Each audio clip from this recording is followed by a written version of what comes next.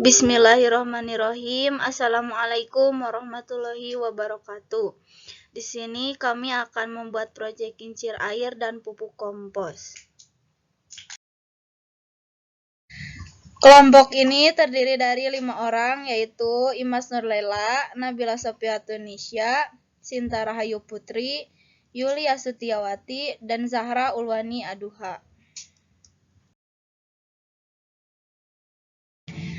Yang pertama, di sini saya akan menjelaskan teori dasar, yaitu air memiliki manfaat yang sangat besar bagi kehidupan manusia. Terbukti pada saat masyarakat mengeluh air di saluran tidak keluar, dan air kerap dianggap sebagai penyelamat kehidupan. Bukan hanya karena air dibutuhkan oleh manusia, namun listrik pun menjadi prioritas mereka, apalagi untuk zaman sekarang. Sangat dibutuhkan listrik untuk menerangi rumah, untuk menanak nasi, dan masih banyak lagi. Di luaran sana mungkin masih ada yang belum menggunakan listrik dari PLN. Maka daripada itu, dengan adanya air, masyarakat bisa memanfaatkannya sebagai pembangkit listrik tenaga air. Selanjutnya ada tujuan, yaitu yang pertama mengamati perubahan energi dari energi air, angin, dan energi gerak menjadi energi listrik. Yang kedua, untuk membantu kehidupan masyarakat membuat PLTA dengan mudah. Dan yang ketiga, untuk mengetahui tumbuhan yang diberi pupuk kompos dan serabut kelapa. Ada unsur fisika energi terbarukan. Yang pertama, dari tenaga air dan baterai yang mengubah energi gerak menjadi energi listrik. Yang kedua, energi gerak dari perputaran kincir air ini bisa dimanfaatkan untuk berbagai keperluan, antara lain untuk membangkit tenaga listrik. Dan untuk yang terakhir, aliran air yang lebih cepat memiliki kekuatan yang lebih besar pula. Selanjutnya, yaitu unsur kimia energi terbarukan. Pupuk organik cair yang baik yaitu mengandung unsur hara makro terutama nitrogen, fosfor, kalium, dan C organik. Adapun kandungan unsur hara tersebut antara lain fosfor, kalsium, magnesium, natrium, dan beberapa unsur mikro lainnya. Sedangkan untuk serabut kelapa mengandung unsur kalium yang dibutuhkan tanaman. Baterai memiliki sel elektrokimia yaitu kutub positif atau katoda dan kutub negatif yaitu anoda.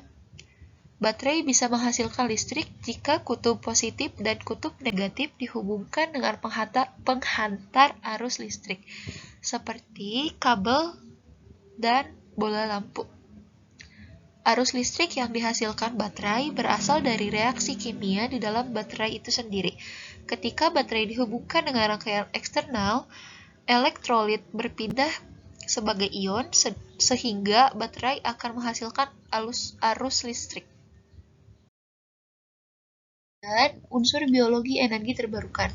Yang pertama, unsur hara di dalam kompos cukup lengkap, meliputi unsur hara makro, yaitu natrium, fosfor, kalium, kalsium, magnesium, sulfur. Dan unsur hara mikro yaitu besi, tembaga, mangan, seng, klorida, dan boron yang sangat diperlukan oleh tanaman. Kemudian yang kedua, bakteri yang dominan pun berperan pada proses pengomposan yang berhasil diidentifikasi adalah Enterobacter sp, Bacillus sp, dan Escherichia coli. Nah, sekarang lanjut ke bagian pembuatan pupuk. Pertama, siapkan alat dan bahan, lalu campur pupuk VOC dengan air perbandingan 1:1. Kemudian, siapkan tempat untuk mengaduk pupuk tersebut. Nah, setelah siap, pertama, masukkan tanah, lalu sayur sisa yang sudah dipotong, terai telur yang sudah disobek-sobek, dan beri cairan VOC yang tadi ke dalamnya. Setelah itu, aduk secara merata sampai semuanya tercampur. Nah, kemudian diamkan selama kurang lebih 3 hari. Dan setelah pupuk kompos jadi, masukkan ke dalam pot dan tanam dengan tumbuhan yang dipilih. Lalu, siapkan kembali wadah untuk tumbuhan yang diberi pupuk serabut kelapa. Oke, selanjutnya di sini saya akan menjelaskan tentang pembuatan kincir.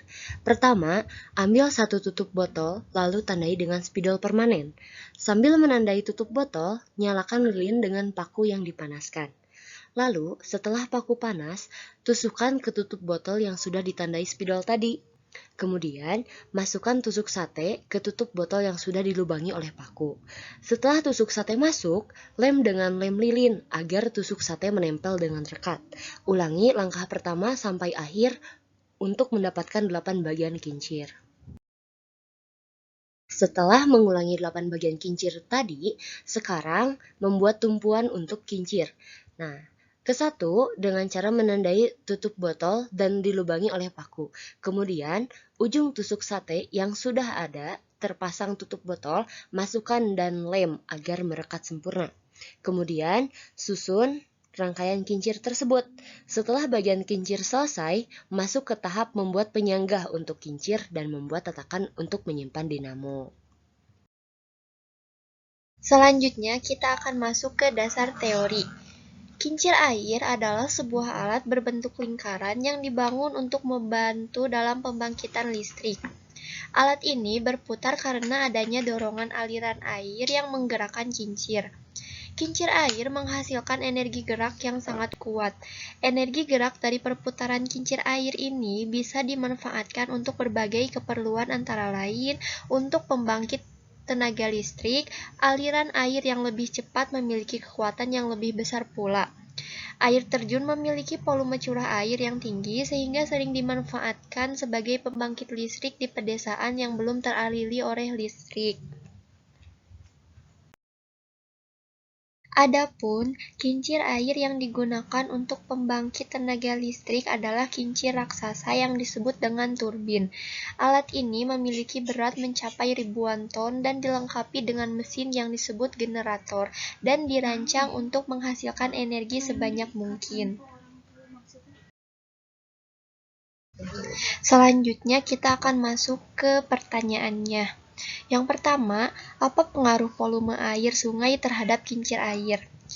Apabila air sungai surut, otomatis kincir air tidak bergerak seperti volume air yang besar, karena ketika air sungai surut, volume airnya rendah dan kincir air akan bergerak sangat lambat. Yang kedua, bagaimana kincir air bisa menjadi penghantar listrik? Air yang jatuh mendorong baling-baling dari turbin sehingga turbin berputar. Perputaran tersebut dihubungkan ke generator dan menghasilkan energi mekanik sehingga turbin air mampu membuat energi listrik. Selanjutnya adalah pertanyaan ketiga. Apa saja komponen-komponen dasar pada pupuk kompos yang digunakan dalam proyek ini? Jawabannya, komponen dasar yang digunakan adalah tanah, POC, sisa sayuran, dan terai telur. Adapun komponen lingkungan biotik yang berperan dalam proses pengomposan adalah Enterobacter, SP Bacillus, SP, dan Escherichia coli. Pertanyaan keempat, apa kelebihan dan kekurangan dari membuat proyek ini? Jawabannya, kelebihan dalam proyek ini adalah membuat kita berpikir bagaimana cara kerja kincir air yang bisa menghantarkan listrik, sekaligus membuat air mengalir untuk tanaman dan menguji kreativitas kita sudah sejauh mana. Kekurangan yang mungkin kita tidak memiliki waktu yang lama, mempunyai anggota yang sedikit, dan mungkin sempat kesulitan membuat miniatur sampai berulang kali gagal. Namun, kita tetap berusaha untuk menyelesaikan proyek ini. Berikut ini adalah bukti foto saat kami melakukan diskusi di sekolah dan melakukan proyek kami.